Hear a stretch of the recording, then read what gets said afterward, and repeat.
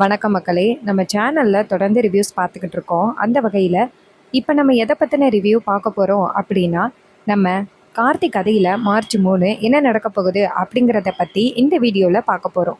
So மறக்காமல் இந்த வீடியோவுக்கு லைக் பண்ணிக்கோங்க. நம்ம சேனலை சப்ஸ்கிரைப் பண்ணிவிட்டு பக்கத்தில் உள்ள பெல் ஐகானையும் கிளிக் பண்ணி ஆல்னு செட் பண்ணிக்கோங்க. அப்போ தாங்க அடுத்தடுத்த வீடியோஸ் போடும் பொழுது உங்களுக்கு நோட்டிஃபிகேஷன் வரும், பார்க்கலாம். சரி, என்ன நடக்குது அப்படிங்கிறத பார்ப்போம். நம்ம ராஜேஸ்வரி வந்துட்டு நம்ம சாமுண்டீஸ்வரியோட கல்யாணத்துக்கு வந்திருக்காங்க. ராஜேஸ்வரி வேற யாரும் இல்லைங்க, அவங்க ரொம்ப பெரிய பிஸ்னஸ் உமன்.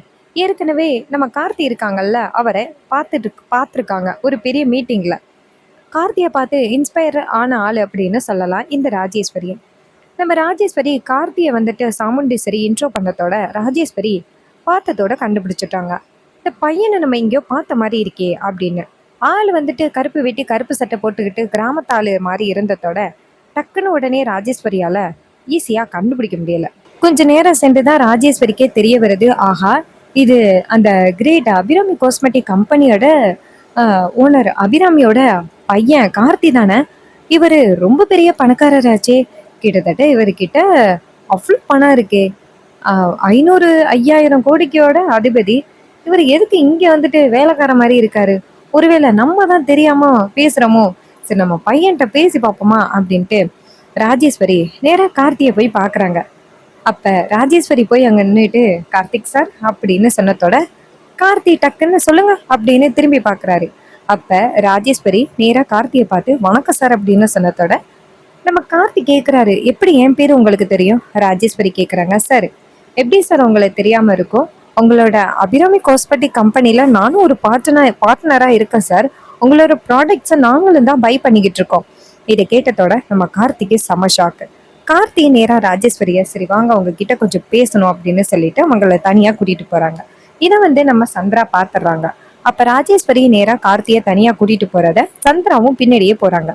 அப்போ ராஜேஸ்வரியும் கார்த்தியும் ஒரு இடத்துல நிற்க சந்திரா பார்த்துக்கிட்டு நிற்கிறாங்க. அப்போ நம்ம கார்த்தி நேராக ராஜேஸ்வரி கிட்ட இங்கே பாருங்க, இந்த விஷயத்தை பற்றி யாருக்கிட்டையும் சொல்லாதீங்க. ராஜேஸ்வரி கேட்குறாங்க, ஏன்பா இந்த விஷயத்தை பற்றி எதுக்கு யாருக்கிட்டையும் சொல்லக்கூடாதுன்னு சொல்கிற? நீ எவ்வளோ பெரிய ஆளு, நீ எதுக்கு இந்த சாமுண்டீஸ்வரியோட வீட்டில் ஒரு வேலைக்காரனா வேலை பார்த்துக்கிட்டு இருக்க? என்னப்பா நடக்குது இங்கே? அப்போ கார்த்தி சொல்கிறாரு, மேடம் ஒரு குடும்ப சூழ்நிலைக்காக தான் நான் இங்கே வேலைக்காரனா இருக்கேன். அப்போ ராஜேஸ்வரி கேட்குறாங்க, குடும்ப சூழ்நிலையா? என்னப்பா சொல்கிற? 5000 கோடி சொத்துக்கு மேலே அதிபதி நீ, நீ எதுக்கு இங்கே ஒரு வேலைக்காரனா இருக்கணும்? இதெல்லாம் ஏன்பா, இதெல்லாம் தேவையாப்பா? அப்ப கார்த்தி சொல்றாரு, மேடம் இது மாதிரி எனக்கு சென்னை மட்டும் என்னோட பூர்வீகம் கிடையாது. என்னோட பூர்வீகம் என்னன்னா இந்த ஊரு தான். இந்த ஊர்ல என் தாத்தா கொஞ்ச நாளைக்கு முன்னாடி அவரோட பையன், அவங்களோட பையன் தான் இந்த ராஜராஜா. இவர் ரொம்ப பெரிய பணக்காரரு. ஒரு குடும்ப சூழ்நிலையால சாமுண்டீஸ்வரி மேடம் ராஜராஜா சாரை கல்யாணம் பண்ற மாதிரி ஆகிருச்சு. ராஜராஜா என் மாமா தான். அதுக்கப்புறம் சாமுண்டீஸ்வரி மேடம் ராஜராஜா மாமாவை எங்க தாத்தா பாட்டியை பார்க்க விடல. ஏதோ தாத்தா ரொம்ப பெரிய பிரச்சனை பண்ணிட்டாரு அப்படிங்கிறதுக்காக அப்புறம் இந்த குடும்பத்தை ஒன்று சேர்க்கணும் அப்படின்னு 30 வருஷத்துக்கு அப்புறம் என் தாத்தாவோட மகளோட பையன் கார்த்தி நான் வந்திருக்கேன். மேடம் இந்த விஷயத்தை பத்தி தயவு செஞ்சு யாருக்கிட்டையும் சொல்லிடாதீங்க மேடம். ஒருவேளை தெரிஞ்சிச்சு அப்படின்னா ரொம்ப பெரிய பிரச்சனை ஆகிரும். நான் கார்த்தி அப்படிங்கிற விஷயத்தை யாருக்கிட்டையும் சொல்லிடாதீங்க. இதை கேட்டதோட ராஜேஸ்வரி சொல்றாங்க, தி கிரேட் அபிராமி காஸ்மெட்டிக் கம்பெனியோட ஓனர் இப்படி ஒரு குடும்பத்தை ஒன்று சேர்க்கணும் அப்படிங்கிறதுக்காக இப்படி ஒரு ஏழை மாதிரி எல்லாத்தையும் தாங்கிக்கிட்டு இருக்காருன்னா அது ரொம்ப பெரிய விஷயம் அப்படிங்கிறது எனக்கு நல்லாவே தெரியுது. ஸோ கண்டிப்பாக நீங்கள் ரொம்ப கிரேட்டு தான் சார். உங்களை மாதிரி ஆளை நாங்கள் ரொம்ப இன்ஸ்பயராக எடுத்துக்கணும். பணத்தை விட ஃபேமிலி தான் ரொம்ப முக்கியம் அப்படிங்கிறத ப்ரூவ் பண்ணியிருக்கீங்க. நீங்கள் ரொம்ப இன்ஸ்பயராக இருக்கீங்க சார். பணத்தை விட ஃபேமிலி தான் ரொம்ப முக்கியம் அப்படின்னு எங்களை மாதிரி ஆட்களுக்கு நீங்கள் ரொம்ப இன்ஸ்பயராக இருக்கீங்க சார். சார் நீங்கள் கவலைப்படாதீங்க, நான் கண்டிப்பாக இந்த விஷயத்த நான் சாமுண்டீஸ்வரி கிட்ட சொல்ல மாட்டேன். உங்கள் அம்மாவை கேட்டதா சொல்லுங்கள். இதை கேட்டதோட கார்த்தியோ சரி அப்படின்னு சொன்னதோட ராஜேஸ்வரி வெளியில் வராங்க. இது எல்லாத்தையுமே அந்த சந்திரா காதில் வாங்கிட்டு ரொம்ப அதிர்ச்சி ஆகுறாங்க.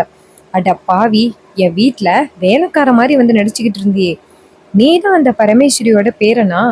அக்கா நீ யாருன்னு தெரியாம ஒன்ன போய் ரேவதிக்கு கல்யாணம் பண்ணி வைக்கணும்னு பிளான் பண்ணியிருக்கா. இந்த விஷயத்த அக்கா கிட்ட சொல்றதா இல்ல என் புருஷன் சிவனாடி கிட்ட சொல்றதா?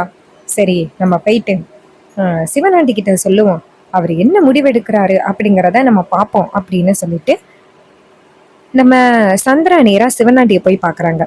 சிவனாண்டி நேரா சந்திராவை பார்த்து, சொல்லு சந்திரா, என்ன தனியா கூட்டிட்டு வந்திருக்க, என்னாச்சு? அப்ப சந்திரா சொல்றாங்க, என்னங்க எத்தனை நாளும் அந்த டிரைவர் ராஜாவை பார்த்து நம்ம எப்படி பயந்துகிட்டு இருந்தோம். அப்ப சிவனாண்டி சொல்றாரு, ஆமா சந்திரா, நம்ம என்ன பிளான் பண்ணாலும் அவன் நமக்கு ரொம்ப பெரிய தடையா வந்து நின்றுகிட்டு இருந்தான். அப்ப சந்திரா சொல்றாங்க, என்னங்க அவன் வேற யாரும் இல்லைங்க, இந்த சாமுண்டீஸ்வரி இருக்கா பாரு, அவளோட மருமகன் தான். அப்ப சிவனாண்டி சொல்றாரு, சாமுண்டீஸ்வரியோட மருமகனா? சாமுண்டீஸ்வரியோட மருமகன் அப்படின்னா அது கண்டிப்பா ராஜராஜாவோட மருமகனா இருக்கணும். அப்ப ராஜராஜாவுக்கு மருமகன் அப்படின்னா அந்த பரமேஸ்வரியோட பேரனால இருக்கணும். அப்ப சந்திரா சொல்றாங்க, ஆமாங்க, இத்தனை நாளும் நம்ம வீட்டுக்குள்ளேயே இருந்து நல்லா நம்மளை ஏமாத்தி இருக்கான். இதை கேட்டதோட அவரு ரொம்ப அதிர்ச்சி ஆகுறாரு. என்னம்மா சொல்றேன்? சந்திரா சொல்றாங்க, ஆமாங்க, இத்தனை நாளும் நம்ம நல்லா ஏமாந்துட்டோம், நம்மளை நல்லா ஏமாத்திருக்கா. இப்படியெல்லாம் நடக்கும் அப்படின்னு நான் எதிர்பார்க்கவே இல்லைங்க.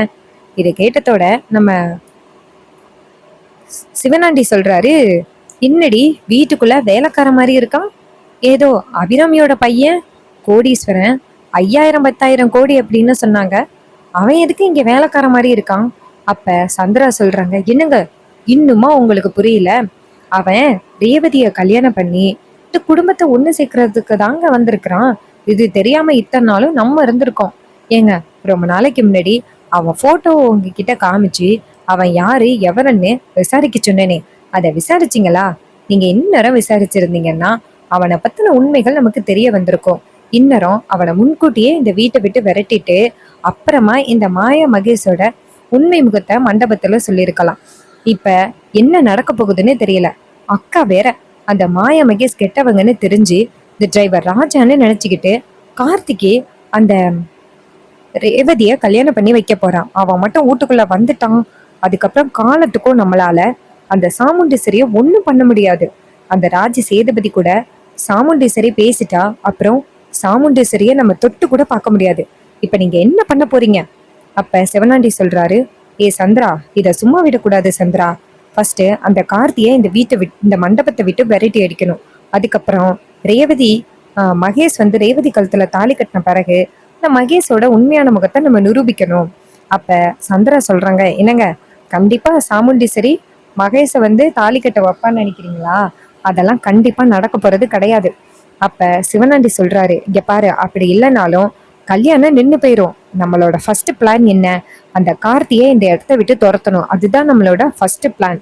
இதை கேட்டதோட சந்திரா சொல்றாங்க, சரி, நான் இந்த விஷயத்த பத்தி அக்கா கிட்ட சொல்றேன், அக்கா என்ன முடிவெடுக்கிறா அப்படிங்கிறத நம்ம பார்க்கலாம்.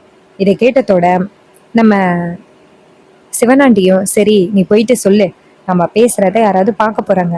இதை கேட்டதோட சந்திராவும் சரி அப்படின்னு சொல்லிட்டு அங்கேருந்து அர்ஜென்டா போறாங்க. நேரா நம்ம சாமுண்டீஸ்வரிய பாக்குறாங்க. சாமுண்டீஸ்வரி நேரா நம்ம சந்திராவை பார்த்து, சொல்லு சந்திரா, ஏதோ பதட்டமா இருக்க மாதிரி இருக்கு. அப்ப சந்திரா சொல்றாங்க, அக்கா நான் உங்ககிட்ட தனியா பேசணும். சாமுண்டீஸ்வரி கேக்குறாங்க, என்னடா என்கிட்ட என்ன தனியா பேச போற? சந்திரா சொல்றாங்க, அக்கா சொன்னா நீ நம்ப போறது கிடையாது, அந்த டிரைவர் ராஜாவை பத்தி தான். சாமுண்டீஸ்வரி சொல்றாங்க, ஐயோ சந்திரா, உன்கிட்ட நான் எத்தனை தடவை சொல்லியிருக்கேன், டிரைவர் ராஜாவை பத்தி நீ ரொம்ப தப்பா நினைச்சிட்டு இருக்க. அப்படி அவனை பத்தி என்ன சொல்ல போற? அப்ப சந்திரா சொல்றாங்க, அக்கா நீ மட்டும் வரலைன்னா நம்ம பிள்ளையோட வாழ்க்கையே கேள்விக்குறியாயிரும். நீ ரொம்ப நாளா கௌரவமா சுத்தணும்னு சொல்லிக்கிட்டு இருக்கியே, அந்த கௌரவம் எல்லாமே மண்ணா போயிரும். இப்ப நீ வரப்போறியா இல்லையா? இதை கேட்டதோட சாமுண்டீஸ்வரி சொல்றாங்க, சரி வரண்டி இருடி அப்படின்னு சொல்லிட்டு நேரா நம்ம சந்திரா பின்னாடியே வராங்க. அப்ப நம்ம சந்திரா வந்துட்டு சாமுண்டீஸ்வரிய ரூம்குள்ள கூட்டிட்டு போனதோட கதவை சாத்துறாங்க. சாமுண்டீஸ்வரி கேட்கறாங்க, சந்திரா என்ன நடக்குது? சந்திரா சொல்றாங்க, அக்கா நம்ம மோசம் போயிட்டோம். அப்ப சாமுண்டீஸ்வரி கேக்குறாங்க, என்னடி சொல்ற? சந்திரா சொல்றாங்க, அக்கா உன்னை நல்லா ஏமாத்திட்டான். நீ என்னக்கா நினைச்சுக்கிட்டு இருக்க? உன்னை யாரும் ஏமாத்த முடியாது, நீ ரொம்ப தைரியமான ஆளு அப்படின்னு நினைச்சுக்கிட்டு இருந்தியல்ல, ஆம்பளைங்களே நம்பாத அப்படின்னு ஆரம்பத்துல இருந்து நான் சொல்லிக்கிட்டு இருந்தேன். ஆனா நீ தேவையில்லாம இந்த டிரைவர் ராஜாவை வீட்டுக்குள்ள விட்டது எவ்வளவு பெரிய தப்பாகிட்டு பாரு. அப்ப சாமுண்டீஸ்வரி கேக்குறாங்க, என்ன சொல்ற சந்திரா? சந்திரா சொல்றாங்க, அக்கா இத்தனை வருஷமா கௌரவமா இருக்கணும், அந்த பரமேஸ்வரியோட பேரை வீட்டுக்குள்ள வரக்கூடாது, பரமேஸ்வரியோட குடும்பமும் வீட்டுக்குள்ள வரக்கூடாது அப்படின்னு நீ எவ்வளவு சொல்லிக்கிட்டு இருந்த கெத்தா. இது எல்லாத்துக்குமே அந்த ராஜ சேதுபதி முற்றுப்புள்ளி வச்சுட்டான். உன்னை ரொம்ப நாளைக்கு முன்னாடியிலேயே ஏமாத்திட்டான்.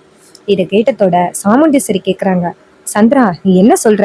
அந்த ராஜ சேதுபதி கிட்ட நான் தோத்து போயிட்டேனா? எப்படி? அப்ப சந்திரா சொல்றாங்க, அக்கா இத்தனை நாளும் அந்த ராஜ சேதுபதியோட பேரன் ஊருக்குள்ள வந்துட்டான் அப்படின்னு எல்லாருமே சொன்னாங்கல்ல. அப்ப சாமுண்டீஸ்வரி கேக்குறாங்க, அவன் ஊருக்குள்ள வர்றதுக்கு வாய்ப்பே கிடையாது. அவன் மட்டும் என் கண்ணு முன்னாடி வந்து நின்னா அவனை என்னோட ஆயுதத்தாலேயே அவனை காலி பண்ணிடுவேன். அதுக்கு சந்திரா சொல்றாங்க, அக்கா நீ நினைச்சாலும் ஒண்ணுமே பண்ண முடியாத அளவுக்கு தான் அவன் உன் கண்ணு முன்னாடியே வந்து நின்றுக்கிறான். இத்தனை நாளும் நீ தெரியாம இருந்திருக்க. இத்தனை நாளும் அவனுக்கு நீ ரொம்ப பெரிய சப்போர்ட் பண்ணியிருக்க. நான் வந்துட்டு உன்னை எத்தனை தடவை சொன்னேன், அவனை நம்பாத, அவனை பார்க்கவே சந்தேகமா இருக்கு, யாரு எவருன்னு தெரியல, அவனை நம்பாதேன்னு நான் எவ்வளவு சொன்னேன். கொஞ்சம் கூட கேட்காம நீ அவனுக்கு ஆதரவு கொடுத்த. இப்ப ஆதரவு கொடுத்ததுக்கு அவன் சரியான ஆப்பு வச்சுட்டான். இதை கேட்டதோட சாமுண்டீஸ்வரி கேக்குறாங்க, நீ டிரைவர் ராஜாவை பத்தியா பேசுற? அப்ப சந்திரா சொல்றாங்க, ஆமாக்கா, அந்த திருட்டு பைய அந்த ராஜாவை தான் நான் பேசுறேன். அவன் நல்லவனே இல்லக்கா. அவன் உன்னை நல்லா நம்ப வச்சு ஏமாத்திட்டான். நான் ஆரம்பத்துல இருந்தே சொன்னேன், அவனை பார்க்கவே சந்தேகமா இருக்கு. என்ன பிரச்சனை நடந்தாலும் இந்த வீட்டை விட்டு போறதுக்கு மட்டும் அவன் முடிவு பண்ண மாட்டேங்கிறான். இந்த வீட்டையே சுத்தி சுத்தி வரான் அப்படின்னு சொல்லிக்கிட்டே இருந்தேன்னு கடைசியில பாத்தியா, நான் சொன்னது எல்லாமே உண்மையாகிருச்சு. சாமுண்டீஸ்வரி கேக்குறாங்க, சந்திரா எனக்கு ரொம்ப குழப்பமா இருக்கு சந்திரா, அந்த டிரைவர் ராஜா அப்படி யாரு? அப்ப சந்திரா சொல்றாங்க, அக்கா இத்தனை வருஷமா யாரு இந்த வீட்டுக்குள்ள நுழையக்கூடாதோ அப்படின்னு நீ நினைச்சுக்கிட்டு இருந்தியோ அவன் இந்த வீட்டுக்குள்ள நுழைஞ்சிட்டான்க்கா. அவன் தான் அந்த டிரைவர் ராஜா இருக்கான்னு, அவன் தான்க்கா அந்த கார்த்தி. இதை கேட்டதோட சாமுண்டீஸ்வரிக்கு செம்ம ஷாக்கு. சாமுண்டீஸ்வரி சந்திராவை பார்த்து, சந்திரா நீ எதுவும் கோவத்துல சொல்லலையே? சந்திரா சொல்றாங்க, அக்கா நான் எதுக்குக்கா கோவத்துல சொல்ல போறேன்? அவன் இப்படி நம்மள நம்ப வச்சு ஏமாத்துட்டானே அப்படின்னு தான் நான் ரொம்ப கோவப்படுறேன். அக்கா இப்படியெல்லாம் அவன் ஏமாத்துவான்னு நான் நினைக்கலக்கா. நீ ஆரம்பத்திலேயே சொன்னியல்ல ஆம்பளைங்களை நம்ப கூடாது அப்படின்னு, அப்பவே நானும் உன்னை வான் பண்ணியிருக்கலாம்க்கா அப்படின்னு சொல்லத்தோட சாமுண்டீஸ்வரி செம்ம கோவப்படுறாங்க. சாமுண்டீஸ்வரி அங்கேருந்து அவங்களோட ஹேண்ட்பேக்ல இருந்து கன் எடுக்கிறாங்க. அதை பார்த்ததோட சந்திராவுக்கு பேரு ஆனந்தம். இதைத்தானே எதிர்பார்த்தோம் அப்படின்னு சாமுண்டீஸ்வரி கோவமா இங்கேருந்து வந்துட்டு, ஏய் டேய் கார்த்தி அப்படின்னு சொல்ல, கார்த்தி வந்துட்டு செம்ம ஷாக் ஆகி சாமுண்டீஸ்வரியை திரும்பி பாக்குறாரு. அப்ப நம்ம ராஜராஜா, மயில் வாகனம் எல்லாருமே கார்த்தியை பாக்குறாங்க. அப்ப சாமுண்டீஸ்வரி கார்த்தியை பார்த்து, டேய் கார்த்தி எவ்வளவு பெரிய ஏமாத்து வேலை பண்ணியிருக்க, நீ தானடா அந்த பரமேஸ்வரியோட பேரன், இன்னைக்கு நான் உன்னை காலி பண்ணாம விடமாட்டேன் அப்படின்னு நேரா அந்த பொருளை காமிக்க, இதை பார்த்ததோட கார்த்தி அதிர்ச்சி ஆகுறாரு. பரமேஸ்வரி இதை பார்த்ததோட ஆனந்த் கிட்ட, ஐயோ சாமுண்டீஸ்வரிக்கு விஷயம் தெரிஞ்சு போச்சுடா, எப்படா இவளுக்கு விஷயம் தெரிஞ்சிச்சு அப்படின்ட்டு அங்கேருந்து ஓடுறாங்க. ஓடி போய் டக்குன்னு கார்த்திக் முன்னாடி நிக்கிறாங்க. அப்ப சாமுண்டீஸ்வரி சொல்றாங்க, ஏய் கிழவி, நான் உன்கிட்ட சொன்னேன்ன, உன் பேரை மட்டும் இங்க வந்தான்னா அவனை நான் காலி பண்ணிடுவேன் அப்படின்னு சொன்னேன். ஆனா இப்படிப்பட்ட ஒரு கேவலமான வேலையை நீ பண்ணிருப்ப அப்படின்னு நான் எதிர்பார்க்கல. இப்படி கூட இருந்தே குழி பொழிச்சிருக்கிறிய. ஓ இதுக்குதான் நீ அடிக்கடி சொன்னியா, என் பேரன் கண்டிப்பா ரேவதிக்கு தாலி கட்டுவான் தாலி கட்டுவான்னு சொன்னியே, அதுக்கு இதான் காரணமா? இங்க பாருடி, நான் உன்னை விட மாட்டேன் அப்படின்னு சொல்லிட்டு நேரா கார்த்திக்கு நேரா அந்த பொருளை காமிக்கிறாங்க. அப்ப நம்ம அபிராமி விஷயத்த கேள்விப்பட்டு, இது மாதிரி பரமேஸ்வரி வந்து ரேவதிக்கும் கார்த்திக்கும் கல்யாணம் பண்ணி வைக்க போறாங்க அப்படின்னு சொன்னதோட அபிராமி ரொம்ப சந்தோஷப்பட்டு வராங்க. அபிராமி வந்து அந்த சூழ்நிலையை பார்த்ததோட அபிராமியை அதிர்ச்சியாகி நிக்கிறாங்க. ஏ சாமுண்டீஸ்வரி அப்படின்னு. அப்ப சாமுண்டீஸ்வரி அபிராமியை பார்த்ததோட, ஓ பிள்ளைய அனுப்பி விட்டுட்டு நீ இப்பதான் வரியா, வாங்க இன்னைக்கு உங்க எல்லாரையுமே கூண்டோட மேல அனுப்புறேன் அப்படின்ட்டு பரமேஸ்வரிய நவர சொல்றாங்க. பரமேஸ்வரி சொல்றாங்க, நான் என் பேரனை விட்டு நவர மாட்டேன். அப்ப ராஜராஜ எதிர்க்க வந்து நிக்கிறாரு. சாமுண்டீஸ்வரி நீ அம்மாவை எதுவும் பண்ணணும்னா என்ன மீறி தான் பண்ணலாம் அப்படின்னு சொல்லிட்டு அவர் முன்னாடி வந்து நிக்கிறாரு. மயில் வாகனம் டக்குன்னு அவரும் வந்து நிக்கிறாரு. என் மாமா எனக்கு உயிர், என் மாமாவுக்கு எதுன்னா நான் நிப்பேன் அப்படின்னு. அப்புறம் பார்த்தா மயில் வாகனத்துக்கு முன்னாடி ரோகிணி வந்து நிக்கிறாங்க. அம்மா தயவு செஞ்சு இவ ஒண்ணும் பண்ணிராதம்மா அப்படின்னு. ரோகிணி வந்து நின்னத்தோட நம்ம ரேவதி அப்படின்ட்டு ஒவ்வொருத்தரா வந்து நிக்கிறாங்க. இதெல்லாம் பார்த்ததோட சாமுண்டீஸ்வரி கேட்குறாங்க, அப்ப என்னோட கௌரவத்தை விட உங்களுக்கு அந்த பரமேஸ்வரியோட பேரன் தான் முக்கியமா அப்படின்னு சொல்லி நிக்க. அப்ப ரேவதி சொல்றாங்க, அம்மா கோவப்படாதீங்கம்மா, நீங்க கோவப்பட்டா கண்டிப்பா பிரச்சனை தான் ஆகும். எதுவா இருந்தாலும் அதுக்கு ஒரு சொல்யூஷன் இருக்கு, தயவு செஞ்சு கோவப்படாதீங்கம்மா அப்படின்னு சொல்லிட்டு கெஞ்சுறாங்க. ஆனா பரமேஸ்வரி சொல்றாங்க, இங்க பாரு சாமுண்டீஸ்வரி, இப்படியே நீ கோவப்பட்டுக்கிட்டு கடைசி வரைக்கும் அனாதையா இருந்துராத, சொல்றத கேளு. ஆனா சாமுண்டீஸ்வரி சொல்றாங்க, நான் இத்தனை நாளும் அந்த டிரைவர் ராஜா, ச்சே அந்த கார்த்திய நல்லவன் நினைச்சுக்கிட்டு இருந்தேன். ஆம்பளைங்களை நம்ப கூடாது அப்படிங்கிறது உண்மைதான். எப்படி உன் புருஷன் ராஜ சேதுபதி ஒரு தப்பான ஒரு முடிவு சொன்னானா, அதே மாதிரி உன் பேரனும் பாத்தியா, வீட்டுக்குள்ள வந்து நடிச்சு என்னை ஏமாத்திருக்கான், என் குடும்பத்தையே ஏமாத்திருக்கான். ஆரம்பத்துல இருந்தே சந்திரா சொன்னான், அவனை பார்த்தா நல்லவன் மாதிரி தெரியல, ஏதோ ஒரு நோக்கத்தோட தான் வீட்டுக்குள்ள வந்திருக்க மாதிரி தெரியுது அப்படின்னு சொன்னான். ஆனா நான் அதை நம்பாம விட்டுட்டேனே அப்படின்னு சொல்லிட்டு பேசுறாங்க. இதை கேட்டதோட நம்ம கார்த்தி ரொம்ப அதிர்ச்சி ஆகுறாரு. கார்த்தி நேரா பரமேஸ்வரி கிட்ட, பாட்டி அத்தைக்கு ஏன் மேலதான் கோவம் அப்படின்னு. சாமுண்டீஸ்வரி கேக்குறாங்க, யாருக்கு யாருடா அத்தை, மொவனை நீ இன்னைக்கு தீந்தடா அப்படின்ட்டு. சாமுண்டீஸ்வரி கார்த்திக்கு நேரா அந்த பொருளை காமிச்சு கார்த்திய ஷோல்டர்ல காயப்படுத்திடுறாங்க. கார்த்தி மயக்கம் மட்டும் கீழே விழுகிறாரு. கார்த்தி அப்படி கீழே விழுகிறத பார்த்துட்டு நம்ம பரமேஸ்வரி, அபிராமி, ரேவதி எல்லாருமே அதிர்ச்சி ஆகுறாங்க. ரேவதி ஓடி போய் ஐயோ டிரைவர் ராஜா அப்படின்னு ஓட, சாமுண்டீஸ்வரி டக்குன்னு ரேவதியை பிடிச்சி இழுத்துட்டு போறாங்க, வா போகலாம் அப்படின்னு. அப்ப இதையெல்லாம் பார்த்துட்டு சிவனாண்டி ரொம்ப சந்தோஷப்படுறாரு. ஒரு வழியா நம்ம எதிரி தொலைஞ்சான் அப்படின்னு. சந்திரா நேரா சாமுண்டீஸ்வரி கிட்ட, அக்கா சரியான முடிவு எடுத்திருக்கக்கா, இனிமே நம்ம குடும்பத்தை ஏமாத்தணும்னு எவனும் வரமாட்டான் அப்படின்னு சொல்லிட்டு நேரா சாமுண்டீஸ்வரிய அழைச்சிக்கிட்டு போறாங்க. சாமுண்டீஸ்வரி வீட்டுக்கு போனதோட ரேவதி நேரா சாமுண்டீஸ்வரிய பார்த்து, அம்மா ஏமா இந்த அளவுக்கா நீ அந்த குடும்பத்து மேல கோவமா இருக்க, ஏமா இப்படி பண்ண அப்படின்னு. அப்ப சாமுண்டீஸ்வரி சொல்றாங்க, எவ்வளவு தைரியம் இருந்தா வீட்டுக்குள்ளே வந்து நம்மளையே ஏமாத்திருப்பான், அவனை நீ மன்னிக்கணும் அப்படின்னு சொல்றியா, காலத்துக்கும் நான் அவனை என்னைக்குமே மன்னிக்க மாட்டேன். இதை கேட்டதோட சாமுண்டீஸ்வரி சொல்றாங்க, இங்க பாரு, இனிமே அவன் இந்த வீட்டுக்குள்ள வரவே கூடாது. இங்க பாரு ரேவதி, அவன் தான் முக்கியம் அப்படின்னு நினைச்சேன்னா நீ இந்த ஊரை விட்டு போயிரு, இனிமே உனக்கும் இதுக்கும் எந்தவித சம்மந்தமும் இல்லை அப்படின்னு சொன்னதோட செம்ம கோவப்படுறாங்க நம்ம ரேவதி. ரேவதி சொல்றாங்க, போதுமா இதோட நிப்பாட்டுங்க, நீங்க ரொம்ப எல்லாம் மீறி போயிட்டீங்கம்மா. அப்ப சாமுண்டீஸ்வரி கேக்குறாங்க, என்ன ரேவதி என்னை எதிர்த்து பேசுறியா? சந்திரா கேக்குறாங்க, ஆமா சந்திரா, அக்காவையே எதிர்த்து பேசுறியா நீ? உன் அம்மாடி, உன் அம்மாவை விட அந்த பரமேஸ்வரி குடும்பம் தான் முக்கியமா? அப்ப ரேவதி கேக்குறாங்க, சும்மா இருங்க, இதே மாதிரி சொல்லி சொல்லியே அம்மாவை உசுப்பேத்தி இவ்வளவு பெரிய பிரச்சனையெல்லாம் கொண்டுட்டு வந்திருக்கீங்க, ஏதாவது பேசுறீங்க அவ்வளவுதான் அப்படின்னு சொன்னதோட ரொம்ப அதிர்ச்சி ஆகுறாங்க சந்திரா. சாமுண்டேஸ்வரி கேக்குறாங்க, ரேவதி என்ன நீ அவங்களுக்கு சப்போர்ட் பண்றியா? ரேவதி சொல்றாங்க, நான் சப்போர்ட் பண்ணல, நியாயத்தை தான் பேசுறேன். சாமுண்டேஸ்வரி கேக்குறாங்க, உன் அம்மாவுக்கு இல்லாத நியாயம் அடுத்தவளுக்கு என்னடி வந்துச்சு, தேவையில்லாம பேசாதரி அப்படின்னு சொல்லிட்டு செம்ம கோவப்படுறாங்க. ரொம்பவே சூப்பரா அப்கமிங் எபிசோட கொண்டு போறாங்க. சாமுண்டீஸ்வரிக்கு விஷயம் தெரிஞ்ச பிறகு கார்த்தியை எப்படி கோவப்பட போறாங்க, தாலி கட்டின பிறகு உண்மை தெரிய வருமா, இல்ல தாலி கட்டுறதுக்கு முன்னாடியே உண்மை தெரிய வருமா, இதெல்லாம் எப்படி நடக்க போகுது அப்படின்னு பாக்குறதுக்கு ரொம்ப ரொம்ப ஆர்வமா இருக்கு. ஸோ மறக்காம இந்த வீடியோக்கு லைக் பண்ணிக்கோங்க, நம்ம சேனலையும் சப்ஸ்கிரைப் பண்ணிட்டு பக்கத்துல உள்ள பெல் ஐகானையும் கிளிக் பண்ணி ஆல்ல செட் பண்ணிக்கோங்க. அப்பதாங்க அடுத்தடுத்து வீடியோ போடும் பொழுது உங்களுக்கு நோட்டிபிகேஷன் வரும். பார்க்கலாம். தேங்க்ஸ் ஃபார் வாட்சிங்.